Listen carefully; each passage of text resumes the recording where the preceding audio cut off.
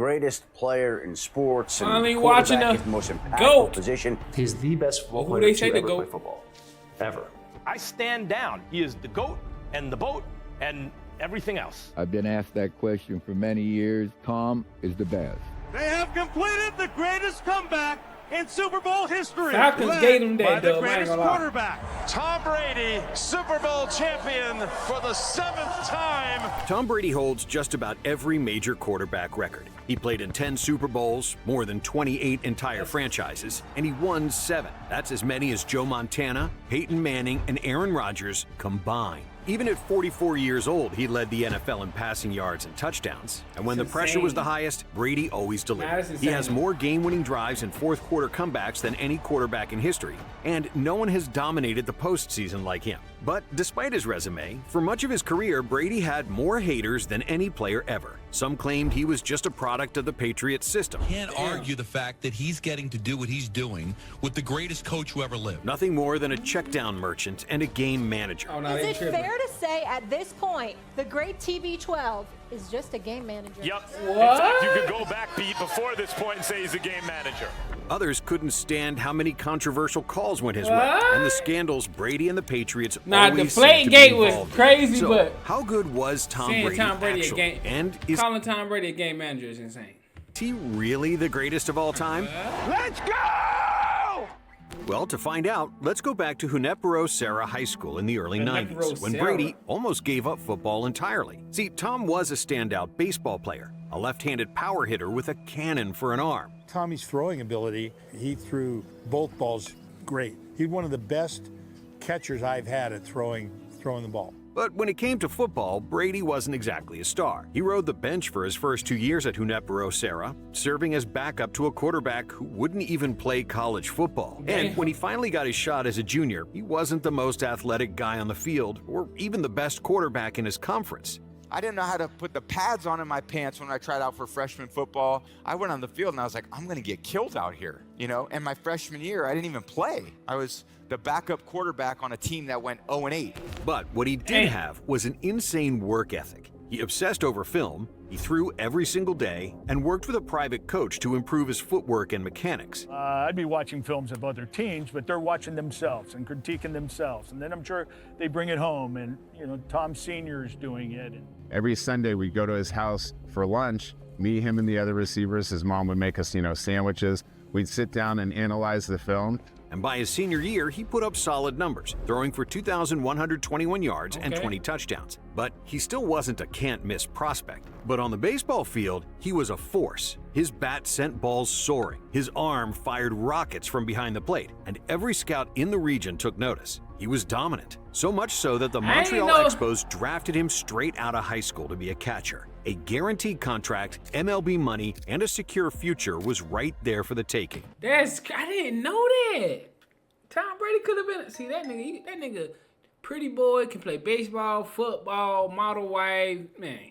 The choice was easy, but Brady wasn't interested because football was his obsession, his purpose. But there was just one problem. He didn't have a single D1 offer. I got offered a scholarship to UCLA, and then they turned me away at the last minute because another kid signed before me. And I really wanted to go to USC. That was probably my first choice, but they didn't want me either. They signed another kid who was one of the top recruits on the West Coast. So Brady took matters into his own hands, sending out highlight tapes to over 100 colleges, most of which didn't even bother responding, until Michigan decided to take a chance on him. But even then, he was far from their top recruit. He arrived as the 7th quarterback on the depth chart, and if he thought high school was a challenge, college was about to become a different beast entirely. For 2 years, he barely touched the field, watching from the sidelines as Brian Griese led the Wolverines to a national championship. But instead of getting frustrated and transferring, Brady worked harder. My freshman year, I redshirted. Never played, barely practiced, but I learned a lot. He did everything he could to get better, from watching hours of film to working with a sports psychologist to improve his mindset. And by his junior year, Brady earned the starting job.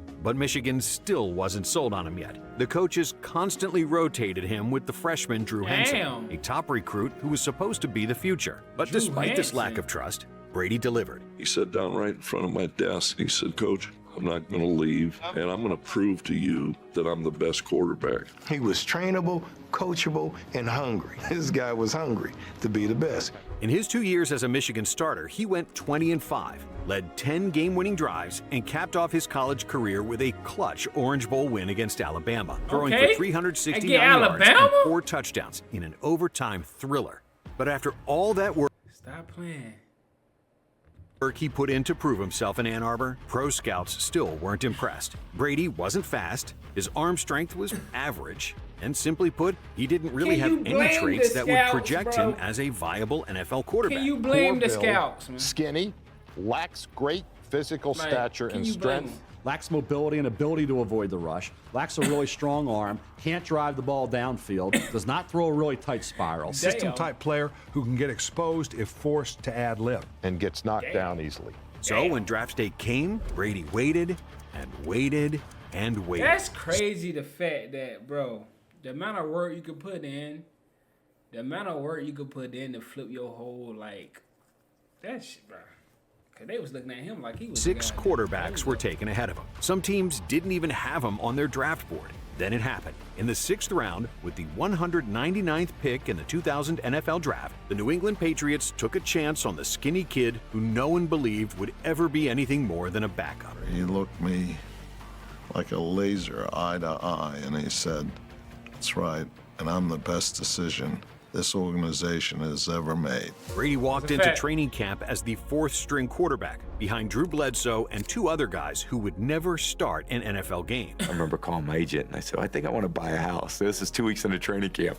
And he's like, are you nuts? You know, why don't you make the team first? I'm like, yeah, I'm going to make the team. Don't worry about that. By the end of his rookie season, he worked his way up to 2nd string, but he still wasn't expected to play anytime soon. Bledsoe was the franchise guy, fresh off signing a 10-year, $103 million contract. Drew probably liked sort of the challenge of making the Patriots and NFL football relevant in New England, and it really all started with him. While Brady was just happy to have secured his spot as a backup, until in week 2 of the 2001 season, everything changed. Bledsoe took a brutal hit from Jets linebacker Mo Lewis. Suffering internal bleeding that nearly killed him. And just like that, the Patriots had no choice but to turn to their unknown backup, Tom Brady. Brady's okay. Think about the situation. Okay. And I know visiting Drew in the hospital, and he'd love to be out here playing. And it's really my job to step in and pick up where he left off. At first, Brady wasn't flashy. He wasn't making any jaw-dropping plays. But what he did do was manage the game perfectly. He protected the football, made smart decisions, and most importantly, he won. After starting 0-2, the Patriots went 11-3 with Brady under center, and his confidence kept growing. He led comeback wins, showed ice-cold composure in crunch time, and by the end of the year, the Patriots had gone from an afterthought to a Super Bowl contender. But when the playoffs arrived, there was drama. See, Drew Bledsoe was healthy again, and he was the guy the franchise just paid big money to. And thankfully for Tom, Bill Belichick didn't care, and he stuck with Brady. But Brady's first playoff game would be a rough one. Gritty matchup with the Raiders in a blizzard. With just under 2 minutes left, the Patriots trailed 13-10, and their season was slipping away. On what would be their final drive in regulation, Brady dropped back to pass, scanning the field for an open receiver. Then boom, Raiders cornerback Charles Woodson came flying off the edge on a blitz and drilled Brady, knocking the ball loose. The Raiders jumped on it, and just like that, the game was over. Or so they thought. The officials huddled together reviewing the play. Then came the announcement that changed NFL history forever. The quarterback's arm was going forward. It is an incomplete pass. That's the worst call in the history of sports. This was clearly a fumble. Brady had pulled the ball back toward his body. He wasn't he said, no, never did they do that. Throwing it. Thank you for correctly ruling this on the field. I appreciate you getting the call right. But thanks to an obscure rule called the tuck rule, the refs determined that Brady's motion was still part of a pass attempt, even if he wasn't actually passing. Looking at the left, throwing, I was going to throw it, and he hit me as I was throwing. Just throw it, you're sticking to it, right? Darn right.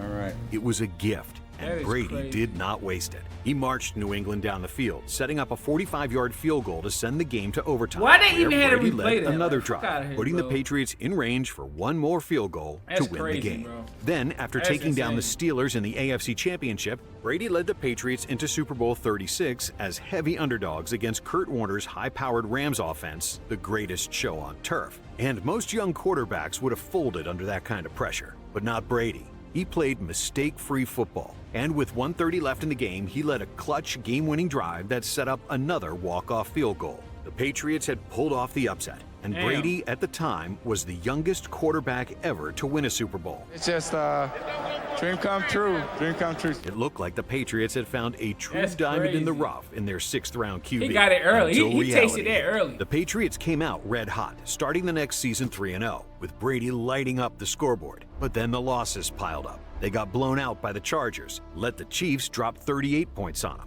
then lost a tough battle to Brett Favre and the Packers. While Brady finished the season leading the NFL with 28 touchdown passes, his 14 interceptions were a leading cause in the Patriots finishing 9-7 and missing the playoffs entirely. Wait a minute, All hold of a sudden, on. the They won the Super Bowl. They missed the playoff the second year. I did not know that. Why was he playing with armbands on? What was up with Tom Brady? narrative shifted. Tom Brady isn't the future. The Patriots should have kept Drew Bledsoe, whom they had traded to Buffalo the offseason the prior. narrative shifts off The anything, New England man. Patriots are officially Brady's bunch. Drew Bledsoe is shuffling off to Buffalo. Brady was nothing more than a one-season wonder. Y'all better That kind of stop. gets me fired up because I'm thinking, what the hell do these people know? Then, to add insult to injury, to start the 2003 season, the Patriots took an absolute beatdown from none other than the Drew Bledsoe-led Bills. Of course Brady they threw scheduled 4 that game. interceptions in the game as New England got embarrassed, 31-0. Ooh. But then something clicked.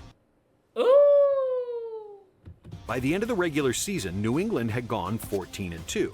Then, in the final game of the year, they got revenge on the Bills with a 31-0 blowout of their own, securing the #1 seed in the AFC and entered the playoffs on a 12-game win streak. And Brady wasn't done.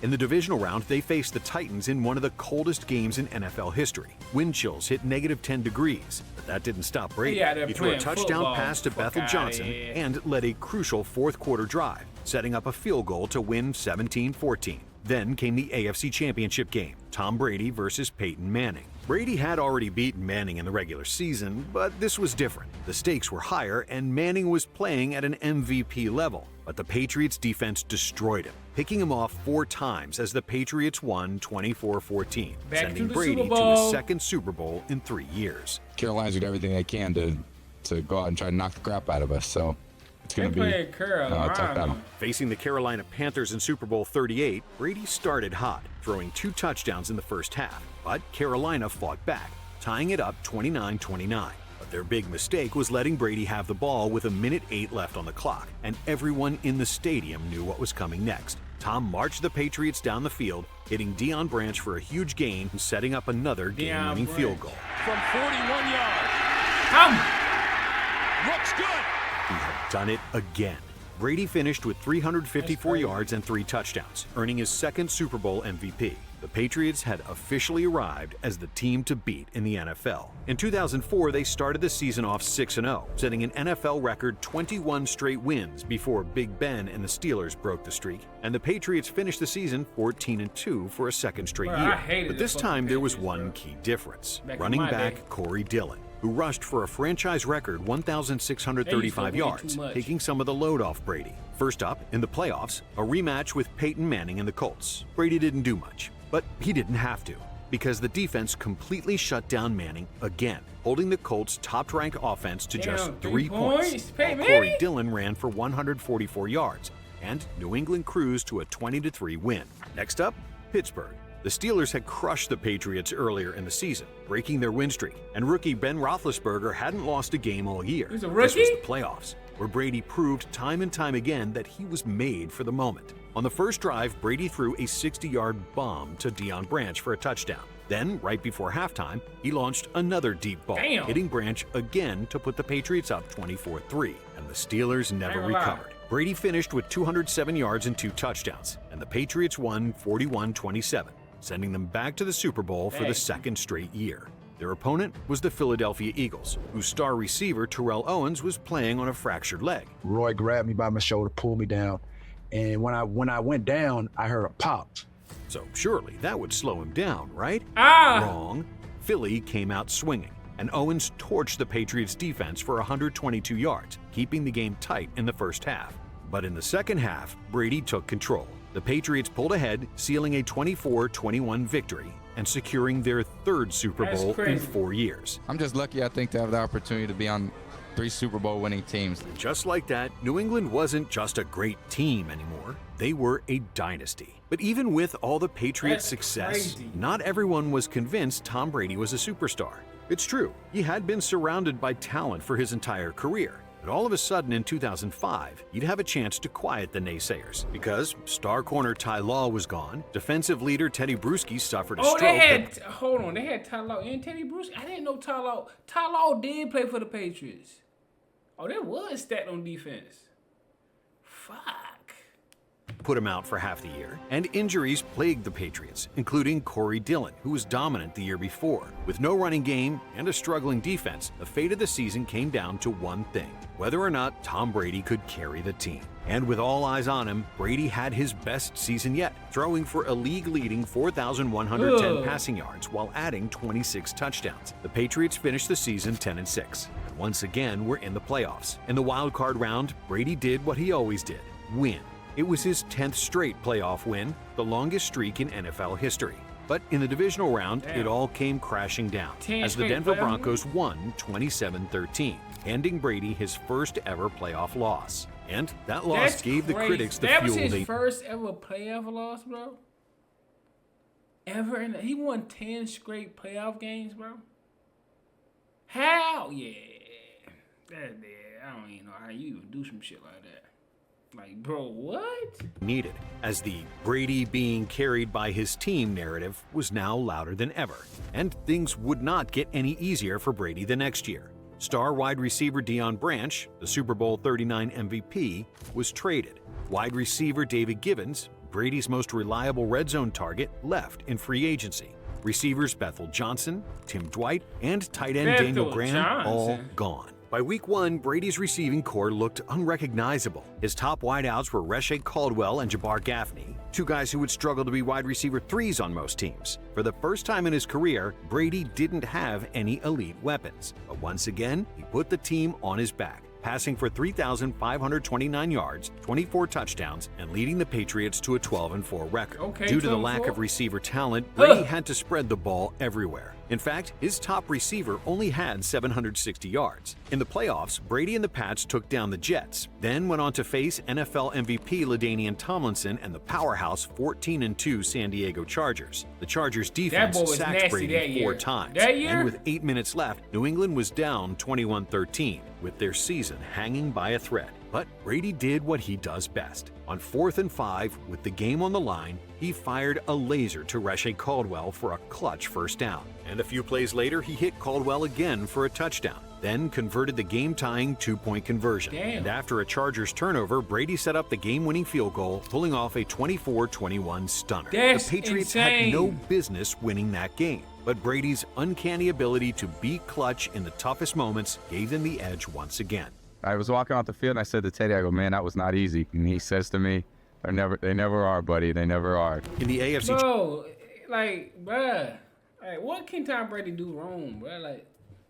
Championship, Brady would face off against the man he had owned in the playoffs up to this point, Peyton Manning. And once again, New England dominated the first half, jumping out to a 21-3 lead. But this time, Manning and the Colts stormed back, taking the lead late in the fourth quarter. Brady had one last chance, down 38-34 with a minute left. This was his moment, but he came up short, throwing an interception on the final drive to seal the game. However, one thing was clear. Brady had overachieved with a roster that had no business making the AFC title game. It was frustrating when it ends like this for all of us, because I think he did some LeBron type stuff. He took a team of gardeners, warehouse workers,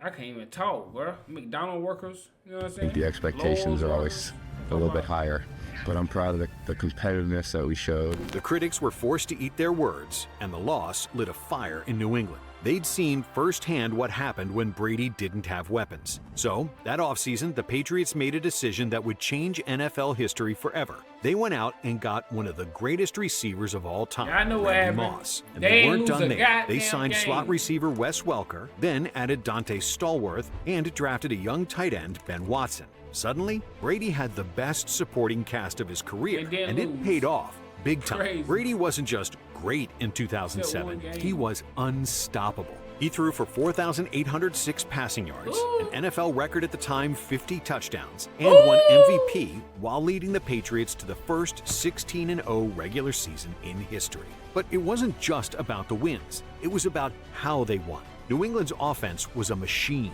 steamrolling opponents by an average margin of nearly 20 points per game. They led the league in scoring with a staggering 589 points, the most ever at the time. And Brady and Randy Moss rewrote the record books, with Moss hauling in an NFL record 23 touchdown receptions. It wasn't just the greatest regular season ever, it was a level of dominance the NFL had never seen before. And the scary part, they weren't done yet. In the divisional round against the Jags, Brady completed 26 of 28 passes in a clean win, before throwing 3 interceptions in a not-so-clean win against the Chargers. The Patriots were now 18-0, and they were 1 win away from history. And this Super Bowl matchup was the undefeated Patriots versus the underwhelming 5th seed Giants. On paper, it was a mismatch. New England had set records. Brady had just won MVP. The Patriots were 14-point favorites. However, the game didn't go as planned for the Pats. The Giants knew they couldn't keep up in a shootout, so they made it a slugfest. But still, New England had a 14-10 lead late in the fourth quarter. And then, one of the craziest plays of all time happened. On 3rd and 5, Eli Manning was nearly sacked, but somehow escaped and launched a deep pass. Airs it out down the field. It is caught by Tyree. Moments later, the Giants scored, taking a 17-14 lead. Brady had one last shot with under a minute left, but he was unable to come through, and just like that, the perfect season was ruined. So Brady left that game with unfinished business, and he was determined to come back better than ever next season. Usually on the better side of those 3-point wins, but I just have to regroup and come back and try to make it stronger next year. But his dreams for the 08 season quickly became a nightmare, because in week 1, Brady tore his ACL and MCL. This game is bigger than any player that's ever played this game, and you realize how fortunate you are to be a part of it when you can participate. That's why the NFL changed the rules. You can't hit the low. You can't hit low, like the knees and legs area. The 2 games he played were a massive upset loss in the Super Bowl and a game where he suffered a season-ending injury. It was a new low. And now the question was whether or not he'd come back the same player. Well, we soon found out. Because in 2009, Brady played solid despite the missed time, even winning Comeback Player of the Year. But things were just off in New England. The Patriots finished 10-6, a win worse than the previous year with Matt Castle at QB. And after getting blown out in the playoffs, some wondered if Tom Brady's time in New England was coming to an end. He was now 33 years old, and 2010 was a contract year for him. But pressure always brought the best out of Brady, and he shocked the NFL. He kicked off the season with a bang, throwing for 258 yards and 3 touchdowns, and just never slowed down from there, finishing the year with a league-leading 36 touchdowns to just 4 interceptions, the lowest in the NFL. He looked dominant and took care of the football better than ever as he led the league with a 111 passer rating. Brady led the Patriots to a 14-2 record and captured his 2nd NFL MVP award. Despite losing in the divisional round to the Jets, one thing was clear. Tom Brady's time in New England was far from finished. Bro, that was all but he already had 3 Super Bowls and 2 MVPs. confirmed when the Patriots gave him a record-breaking 4-year, $72 million contract extension. And then, the next season, everything clicked again. Brady was on fire, throwing for a ridiculous 5,235 yards, becoming one of the few quarterbacks in history to cross the 5,000-yard mark. He led the Patriots to a 13-3 record, torching defenses all season and setting up another Super Bowl appearance. And this time, he had a shot at redemption against Eli Manning and the New York Giants. The Patriots looked like they were in control, holding a 17-9 lead in the fourth quarter, but then it started slipping away. The Giants cut the lead to 17-15. And with just over 3 minutes left, they mounted a game-winning drive. A crucial 38-yard catch by Mario Manningham put New York in position. And just like in 2007, the Patriots defense couldn't get the stop they needed. Let him score. You gotta let him score. New England let the Giants score a late touchdown to get the ball back with under a minute left, giving Brady one final shot at a miracle. But his Hail Mary fell incomplete in the end zone, and just like that, the Giants had stunned the Pats again.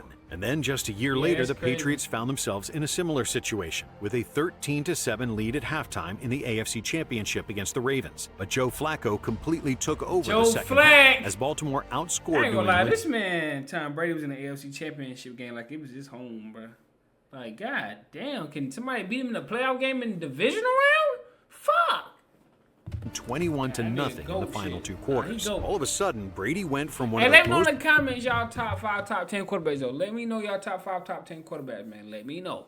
I tell y'all my clutch top players 5, of all man. time to an aging quarterback who some doubted could get the job done anymore. And after another season of playoff disappointment, the Patriots dynasty was on the verge of collapse. Number 1 receiver Wes Welker left in free agency. Tight end Aaron Hernandez was arrested and out of the NFL, and Rob Gronkowski was recovering from multiple surgeries. So once again, the fate of the Patriots was set on the shoulders of their 36-year-old quarterback in 2013.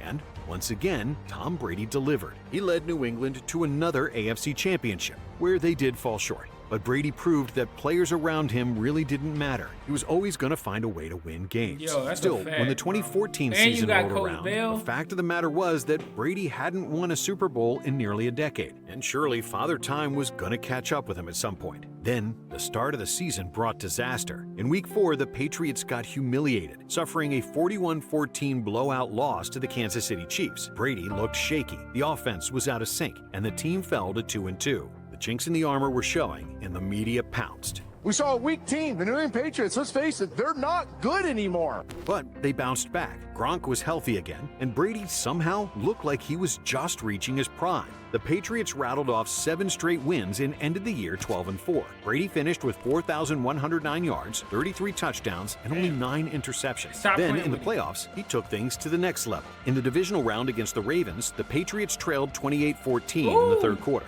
But Brady led an incredible comeback, throwing for 367 yards and 3 touchdowns, pushing New England to a 35-31 victory. Then, in the AFC Championship, the Pats steamrolled the Colts 45-7. But then, controversy struck. The Deflategate cheating scandal that rocked the NFL. Did they deflate footballs during their championship game to gain a strategic advantage? After the game, reports surfaced that the Patriots footballs were underinflated, making it easier for the players to throw and catch. At no time was there any intent whatsoever to try to compromise the integrity of the game or to gain an advantage. What seemed like a minor equipment issue quickly spiraled into one of the biggest scandals in NFL history, known as Deflategate. At halftime, officials found that 11 of the 12 Patriots footballs were below the legal air pressure limit. But as the investigation went underway, Brady was busy playing in the Super Bowl against one of the most dominant defenses ever, the Legion of Boom. And for 3 quarters, Seattle controlled the game. Bro, oh shit. That was during them 2 years he was lighting the league up. 5,000 yards, I think he had one of them. Then he had his Deflate, the dude who did the balls, name under the in his phone as Deflate Boy or some shit like that. Taking a 24-14 lead. But when the Patriots needed him most, Brady delivered one of the greatest fourth quarters in Super Bowl history, leading back-to-back touchdown drives. Seattle still had over 2 minutes left, and they marched down the field all the way to the 1-yard line. Then the unthinkable. Pass is intercepted at the goal line. The Patriots were Super Bowl champs, and Tom Brady had captured his 4th Super Bowl ring. But not without drama, because in 2015, Tom Brady was supposed to serve a suspension for the Deflategate scandal, but it got overturned. And the NFL's appeal won't stop him from playing in their first regular season game. And Brady didn't waste his opportunity, leading the Patriots to a dominant 10-0 start. He threw for 4,700 yards, 36 touchdowns, and finished second in MVP voting. proving that at age 38, he was still among the NFL's elite quarterbacks. However, injuries to key players like Julian Edelman and Rob Gronkowski led the Patriots to fall short in the AFC Championship against the Broncos. But even worse, Deflategate came back to light after the NFL's $20 million investigation found that it was more probable than not that the Patriot staff intentionally deflated the balls and that Brady was generally aware. So he was forced to serve a 4-game suspension.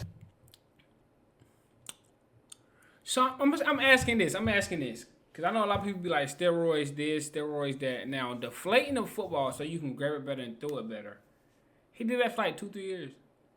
Is that tarnishing his legacy? Like, I'm asking. I'm talking about, not for the real life Hall of Fame, not like that. I'm talking about, like, as we think of football players, like, is that making it seem like a federal appeals court has ruled that New England Patriots quarterback Tom Brady must serve a 4-game suspension. Which ended up being a mistake for the rest of the league, because Brady and the Patriots used the suspension as motivation, taking on an us-against-the-world mindset. Even without him for the first month of the season, the Patriots still went 3-1, behind backup quarterbacks Jimmy Garoppolo and Jacoby Brissett. But once Brady returned, he played some of the best football of his career, throwing for 3,554 yards, 28 touchdowns, and just 2 interceptions in 12 games. Oh my God. The Patriots God. dominated their way to a 14-2 record, earning the AFC's #1 seed. Then, after steamrolling the Texans in the divisional round and blowing out the Steelers in the AFC Championship game, they were back in the Super Bowl, facing off against the high-powered Falcons. That's when history happened, because Super Bowl 51 was supposed to be a blowout. Atlanta had jumped out to They literally gave Tom Brady 2 Super Bowls back-to-back. They just gave them to him. The Falcons gave him one. The Seahawks just gave him the shit. Just gave him the Super Bowls, bro. You can have these 2. A 28-3 lead late in the third quarter, and the Patriots had no answer. But Tom Brady refused to go out like that. He picked apart the Falcons' defense, throwing for a Super Bowl record 466 yards, and led the Pats to 31 unanswered points, capping it off with a game-winning touchdown in overtime. To White. He's in! Patriots win the Super Bowl! Brady had just pulled off the greatest comeback in Super Bowl history, earning his 5th ring, his 4th Super Bowl MVP, and cementing his spot amongst the greatest to ever play. First Super Bowl I ever covered was January 18th of 1976.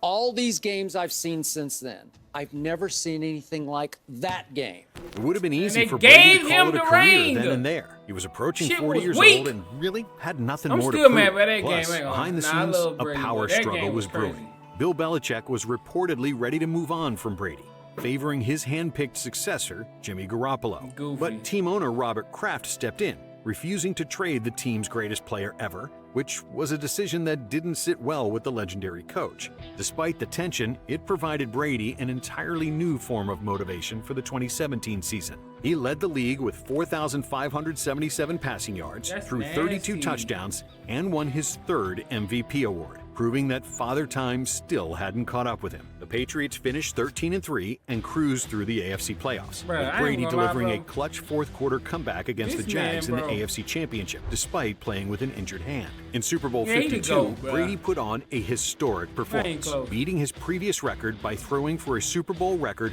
505 yards and 3 touchdowns against the Philadelphia Eagles. But his heroics weren't enough, and the Patriots fell short, losing 41-33 after a late-game strip sack by Brandon Graham that sealed the win for the Eagles.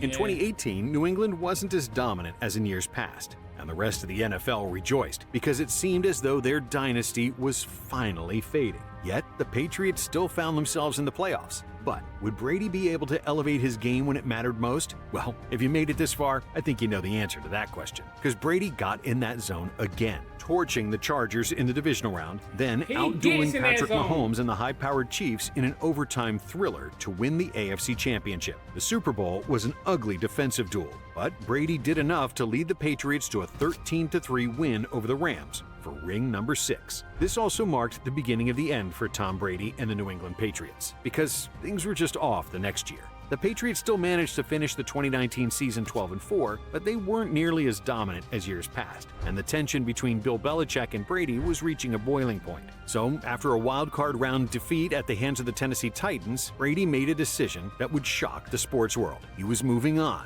But not from football, from the Patriots. He was taking his talents to Tampa Bay. And while it may seem like a gamble to give the keys to your franchise to a 43-year-old quarterback, this is Tom Brady we're talking about. We're going to have to work as hard as we can to see what we can become. And he quickly turned to the Buccaneers from a struggling team into Super Bowl contenders, leading them to an 11-5 regular season record. In the playoffs, he was calm and composed as ever, taking down the Washington football team, New Orleans Saints, and Green Bay Packers en route to Super Bowl 55, where Brady and the Bucs dominated the Kansas City Chiefs, winning 31-9. And Brady was named Super Bowl MVP, marking his 7th ring. Who now has more rings than any NFL franchise? He's got 7 in 10 tries. And proving that he wasn't just a product of Bill Belichick's system. Over the next 2 seasons, Brady played more great football. In 2021, at 44 years old, he even surpassed the 5,000-yard mark for the 2nd time in his career and threw 43 touchdowns. But the Bucs fell short in the playoffs in each of his last 2 years, which finally led to Brady hanging up his cleats. I'll get to the point right away. I'm retiring for good.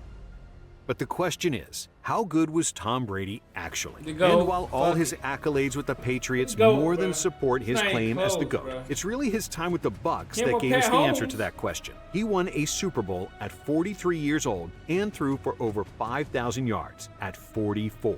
That's because Brady was never the flashiest or the most physically gifted quarterback. He dominated with his mind, his precision, his unrelenting pursuit of greatness, and a clutch gene that we'll likely never see again. He was an incredible leader who spearheaded the greatest dynasty in history, then went and turned another team into a Super Bowl contender overnight. He has all the records, sure. 89,214 career passing yards, 649 touchdown passes, 15 Pro Bowl appearances, to name a few. And of course, he's the greatest winner ever, with 35 playoff wins, 14 of which were game-winning drives, 7 Super Bowl rings, and 5 Super Bowl MVPs. But it's the moments that truly make Tom Brady the greatest to ever touch a football. He dominated the NFL for over 2 decades and gave fans enough memories to last a life. I ain't gonna lie. The fact that he was throwing for 5,000 yards and winning 2 Bowls at 43 is crazy. He the GOAT, bro. He the GOATs of all GOATs. I'm talking about GOATs of all GOATs. That's insane. How the fuck did he do that? Like, bro, he had Belichick. I mean, Belichick is one of the best defensive coaches of all time, the best head coach of all time. Now, that's insane, bro. I ain't gonna lie. Look, man, like, comment, subscribe on the road to 10K. We almost at 10K. You know what I'm saying? Get me there. Giveaway coming. I'm gonna see y'all next, man. No cap.